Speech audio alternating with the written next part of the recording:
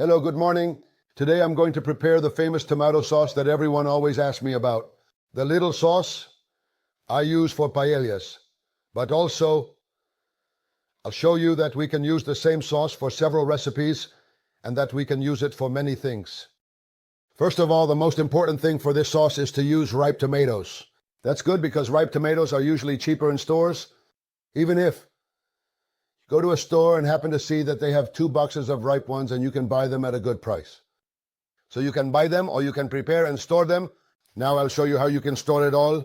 We start by cutting the tomatoes and grating them. This depends a bit on the amount you want to make. Well, I'm going to use a couple of kilos of tomatoes. It won't be about 1.5 kilos. About 1.5 kilos of tomatoes or 2 kilos.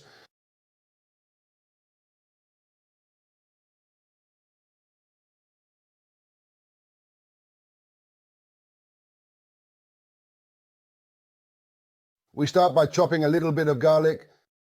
As you can see, there's no need to chop it very evenly or anything because this will all be blended later with the blender. Just make pieces that the blender can cut for you. Depending on how big yours is, you can adjust accordingly. Just make pieces that the blender can cut for you. Depending on how big yours is, you can adjust accordingly.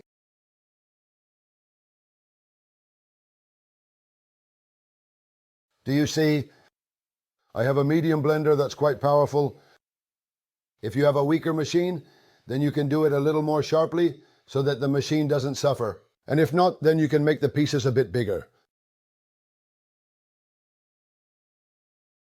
As you can clearly observe, I have thoroughly washed the carrots to ensure they are clean and free from any dirt or impurities. Additionally, I have made the decision not to peel them as the skin contains valuable nutrients and adds a delightful texture to the dish. Because the skin of the carrot is also very good, what you need to do is wash it well.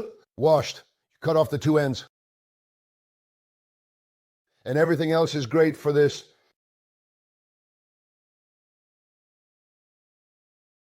Now we carefully cut the fresh and crisp celery, and we also add the leaves, which are very good.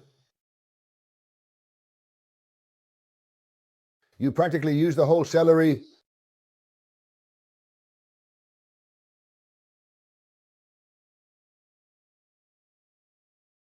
We can do 2 things. I never throw this part away either, I just trim it like this.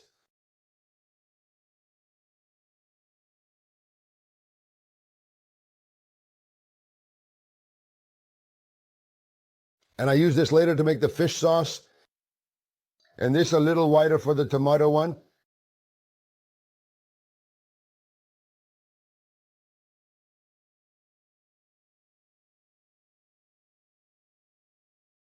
Well, now we'll add the oil, pour in a splash of oil, and start frying everything we've chopped. The onion, celery, leek, carrot, and nora. We put everything together and start sauteing it. The garlic. Now we need to be a bit patient and keep stirring it so it doesn't burn and saute everything well. Then we'll add the tomato that we've blended, or what we've grated in this case because we've grated it. Well, and here's the special touch. A bay leaf. And that's it. And everything is sauteed and thoroughly. Well, this, as you can clearly see in the various videos that I am currently making, is a tomato that you can use, I'm telling you, for a countless number of things. Anything you like, the tomato, even spaghetti. You add a bit of oregano and a little black pepper, and you make a sauce for the macaroni. It's really good too. I mean, you can use it for 1,000 things. I mean, anything you like, just add a bit, even this tomato. The good thing about it is that when it reduces, it adds color to the food. That's why for paellas, you don't need to add so much coloring. Just a little saffron gives the paella a beautiful color. All right, now we will add the grated tomato. We add it all. It's also good to add a little glass of water to this now. By cleaning up a bit the little container you use for the tomato, you add a glass of water to it so that all the vegetables, when they cook, become fully cooked. And then we'll move on to the next step, which will be to blend this. Now, when it starts to cook a bit, we will add a tablespoon of sugar, which will help to reduce the bitterness of the tomato and the acidity.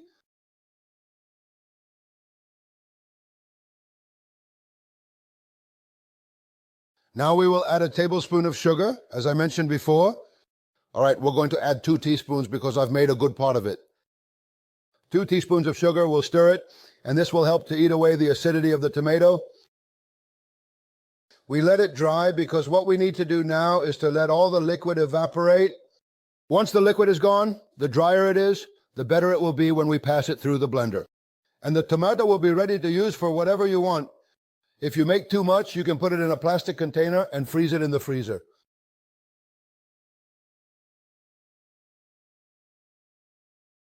Well, as you can see, it's already nice and dry. Now we will transfer this to a container so we can blend it. Remember that you need to keep stirring this tomato, because if you don't, it will stick to the bottom. You need to be nearby every now and then. You can't just leave it to dry on its own, because otherwise it will stick. All right, now we're going to transfer it to a container. We gather everything with a spatula so nothing gets lost, because these are in silver.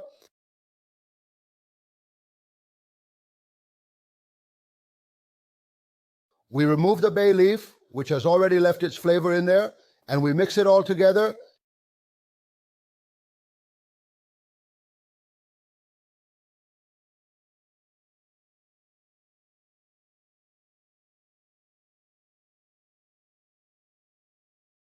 Give it to you. Keep in mind that with this tomato, sometimes it will come out a little redder, and sometimes a little less red. But that also depends on the tomato, how ripe it is. Because if the tomato is very, very, very, very red, I picked this one, and it wasn't so ripe. It still needed a little more maturity, but used it to make the video, and I think it turned out spectacular. You can use this tomato for whatever you want.